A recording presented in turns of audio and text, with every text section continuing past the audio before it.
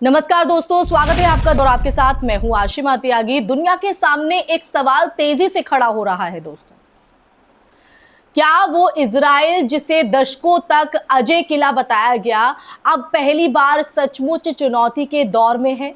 क्या वो सुरक्षा ढांचा जिस पर अरबों डॉलर खर्च किए गए वास्तव में उतना अटूट था जितना दुनिया को दिखाया गया, दर्शाया गया? और क्या पश्चिमी प्रतिबंधों के बावजूद ईरान ने ऐसी सैन्य क्षमता हासिल कर ली है जिसने इस पूरे समीकरण को बदल कर रख दिया है? तो पिछले कई सालों से इजराइल की सुरक्षा नीति 3 परतों वाले मिसाइल डिफेंस सिस्टम पर टिकी रही है। हमेशा आयरन डोम, डेविड स्लिंग और एरो 3 इसे दुनिया का सबसे उन्नत मिसाइल सुरक्षा ढांचा बताया जाता रहा है। अमेरिका की तकनीक, अरबों डॉलर का निवेश और दशकों का शोध, इन सब के आधार पर ये जो दावा है वो किया गया है कि इजराइल पर किसी भी बड़े हमले को रोका जा सकता है। और यही आत्मविश्वास इजराइल की आक्रामक रणनीति की रीढ़ भी बना। गजा में लगातार बमबारी, लेबनान में सैन्य अभियान और ईरान के अंदर तक जाकर लक्षित हत्याएं, इन सब के पीछे यही धारणा थी कि जवाबी हमला अगर होगा भी तो उसे रोका जा सकेगा। लेकिन हाल ही की घटनाओं की अगर बात करें तो हाल ही की घटनाओं ने इस धारणा को पहली बार गंभीर चुनौती दी है। रिपोर्टों की अगर बात करें तो रिपोर्टों के मुताबिक ईरान ने ऐसे मिसाइल और ड्रोन इस्तेमाल किए हैं जो बेहद तेज गति से चलते हैं और जिनकी ट्रैजेक्टरी को ट्रैक करना मुश्किल होता है। हाइपरसोनिक मिसाइलों का जो नाम है वो विशेष रूप से सामने आया है, जिनकी गति ध्वनि से कई गुना ज्यादा होती है, और जिनका मार्ग लगातार बदल सकता है। ऐसी मिसाइलों के सामने पारंपरिक इंटरसेप्टर सिस्टम की जो क्षमता है वो सीमित हो जाती है, लिमिटेड हो जाती है। और यही वजह है दोस्तों कि जब कुछ मिसाइलें इजराइल के अंदर तक पहुंची तो जो सुरक्षा तंत्र है ना, वो सुरक्षा तंत्र की अजेयता पर सवाल उठने लगे। अब देखिए, यहां पर एक और अहम पहलू, लागत का अंतर। आधुनिक युद्ध केवल हथियारों की ताकत से नहीं बल्कि अर्थशास्त्र से भी तय होता है। और अगर एक अपेक्षाकृत सस्ता ड्रोन या मिसाइल दुश्मन को बार बार महंगे इंटरसेप्टर इस्तेमाल करने पर मजबूर कर दे तो लंबे समय में यह रणनीति बेहद प्रभावी साबित हो सकती है।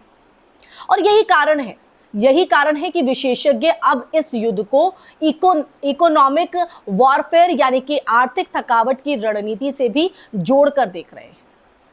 जब हर हमले को रोकने के लिए बहुत ज्यादा लागत लगे ना, तो रक्षात्मक पक्ष पर दबाव बढ़ता है। और ईरान की अगर हम बात कर रहे हैं तो ईरान के मामलों में यह और दिलचस्प हो जाता है क्योंकि वो पिछले लगभग 45 सालों से कड़े अंतरराष्ट्रीय प्रतिबंधों के बीच रहा है। पश्चिमी तकनीकी तक सीधी पहुंच नहीं, वैश्विक वित्तीय प्रणाली में सीमित भागीदारी और लगातार आर्थिक जो दबाव है, वो इन परिस्थितियों में भी ईरान ने मिसाइल और ड्रोन तकनीक में उल्लेखनीय प्रगति की है। और यही वजह है कि आज मध्य पूर्व की रणनीतिक बहस में ईरान की जो सैन्य तकनीक है ना, उस तकनीक को गंभीरता से लिया जा रहा है। तो इस पूरे समीकरण में रूस का पहलू भी सामने आ रहा है दोस्तों। रिपोर्ट्स में कहा गया है कि रूस ईरान को उन्नत वायु रक्षा प्रणाली और इलेक्ट्रॉनिक युद्ध उपकरण देने की संभावना पर काम कर रहा है। और अगर ऐसा होता है तो जो क्षेत्रीय शक्ति संतुलन है और संतुलन जो है वो और जटिल हो सकता है। इलेक्ट्रॉनिक वॉरफेयर सिस्टम दुश्मन के रडार, कम्युनिकेशन और नेविगेशन को बाधित कर सकते हैं, जिससे मिसाइल और ड्रोन हमलों की जो प्रभावशीलता है ना, वो बढ़ जाती है दोस्तों, वो बढ़ सकती है। अब दूसरी तरफ आप देखिए, अमेरिका और उसके सहयोगियों के लिए युद्ध केवल सैन्य चुनौती नहीं बल्कि रणनीतिक दुविधा भी है। अगर संघर्ष लंबा खिंचता है तो जो वैश्विक ऊर्जा बाजार है, उस ऊर्जा बाजार पर उसका असर पड़ सकता है, खासकर स्टेट ऑफ हॉर्मुज जैसे महत्वपूर्ण समुद्री मार्ग पर। दुनिया का एक बड़ा हिस्सा तेल आपूर्ति के लिए इसी रास्ते पर निर्भर है और ऐसे में किसी भी प्रकार का जो तनाव है वो वैश्विक अर्थव्यवस्था को प्रभावित कर सकता है। दोस्तों, इजराइल के लिए भी ये जो स्थिति है वो असामान्य है। दशकों से उसकी रणनीति तेज, निर्णायक और सीमित अवधि के सैन्य अभियानों पर आधारित रही है। लेकिन अगर युद्ध लंबा चलता है और बार बार मिसाइल और ड्रोन हमलों का सामना करना पड़ता है तो सुरक्षा और आर्थिक दोनों स्तरों पर जो दबाव है वो बढ़ सकता है। और यही कारण है कि कई विश्लेषक ये मानते हैं कि इस संघर्ष का जो असली प्रभाव है ना वो समय के साथ दिखाई देगा। और दोस्तों, इतिहास हमें एक बात बार बार सिखाता है कि सैन्य तकनीक जितनी तेजी से आगे बढ़ती है ना उतनी ही तेजी से उसके जवाब में नई तकनीक भी विकसित होती है। जो रक्षा प्रणाली आज अजेय लगती है, कल उसके सामने नई चुनौती जो है वो खड़ी हो सकती है। मध्य पूर्व का मौजूदा संघर्ष भी इसी तकनीक और रणनीतिक प्रतिस्पर्धा का एक नया अध्याय बनता दिखाई दे रहा है।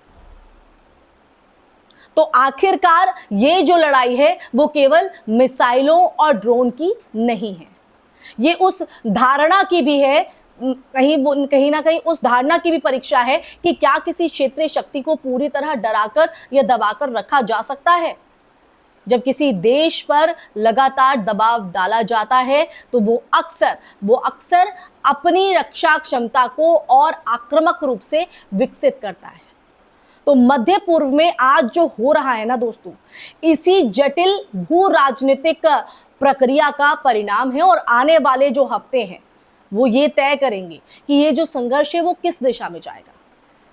क्या ये सीमित सैन्य टकराव रहेगा या फिर क्षेत्रीय शक्ति संतुलन को लंबे समय के लिए बदल देगा। लेकिन एक बात तो स्पष्ट है कि मध्य पूर्व की जो राजनीति है और सुरक्षा व्यवस्था अब पहले जैसी नहीं रहने वाली।